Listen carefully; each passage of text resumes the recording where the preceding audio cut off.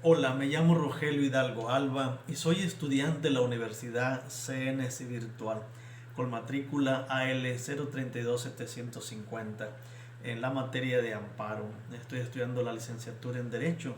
Acerca del trabajo final, ¿de qué crees que surja la necesidad de establecer las leyes que protejan los derechos humanos de las personas? Es una de las preguntas que se nos hacen.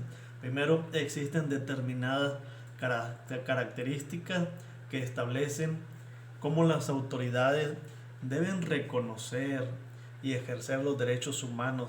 Estas son universales, es decir, que son aplicables a todo el mundo. Interdependencia, todos los derechos humanos tienen relación entre sí, sobre todo, ¿verdad? Indivisibilidad, no pueden ser divididos. En la práctica no hay derechos más importantes que otros, no se puede tener unos y desposeer otros. Progresividad, los derechos humanos toman una visión progresiva, es decir, la adquisición de más derechos en beneficio de las personas. Hemos de saber que las autoridades tienen la responsabilidad de fomentar y defender los derechos humanos. En caso de ser vulnerados, los funcionarios públicos deben agotar las vías legales y los recursos para sancionar al infractor y reparar el daño de la víctima. Como segunda pregunta se nos dice, el amparo vino a revolucionar las leyes de apoyo a los derechos humanos. ¿Por qué? Bueno, primero hemos de saber que la ley de amparo es concebida como la herramienta por excelencia para llevar a cabo las metas planteadas en la Constitución a partir de la reforma en materia de derechos humanos de junio del 2011.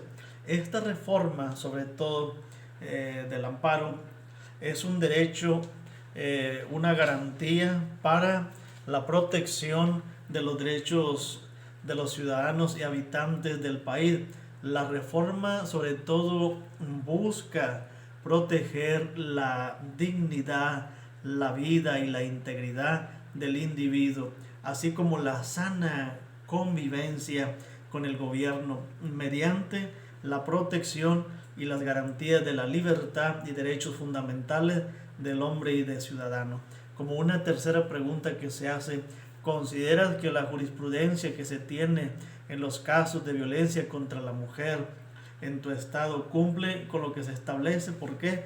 Podemos decir que en el estado de Tabasco quedó establecido que las autoridades judiciales, en la consideración de emitir o no una orden de protección en favor de las mujeres, deberá regirse por los principios contenidos sobre todo en los derechos humanos y los principios objetivos de racionalidad y justicia. Yo puedo decir que cumple un 70%.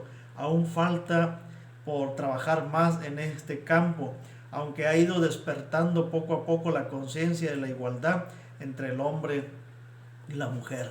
Como una cuarta pregunta, ¿cuál es la importancia de conocer específicamente en qué consisten los amparos directos y la modalidad directa? Primero, el amparo directo hemos de saber que es un proceso de control constitucional iniciado o es iniciado o solicitado ante el juez de distrito. Su principal cometido, hemos de saber, es actuar en contra de las acciones u omisiones de la autoridad que afectan sobre todo los derechos de los ciudadanos. En cambio, cuando hablamos del amparo, el amparo directo es un medio de protección contra resoluciones o sentencias definitivas que deciden en el juicio en lo principal, las cuales son emitidas por tribunales judiciales, administrativos, agrarios o del trabajo. ¿Afectaría o no elegir correcto en un caso? ¿Por qué? Afectaría no elegir el correcto en un caso. ¿Por qué? Primero, el amparo directo siempre procederá contra sentencia o laudos que pongan fin a un juicio y que hayan afectado sobre todo mis garantías individuales. mientras que el amparo indirecto siempre procederá contra todos los demás casos. Esto se refiere sobre todo contra actos y normas que puedan afectar mis garantías individuales. Pueden afectar estas garantías individuales, como les digo. Como otra pregunta, ¿cuál es tu opinión sobre las medidas de aseguramiento y garantía?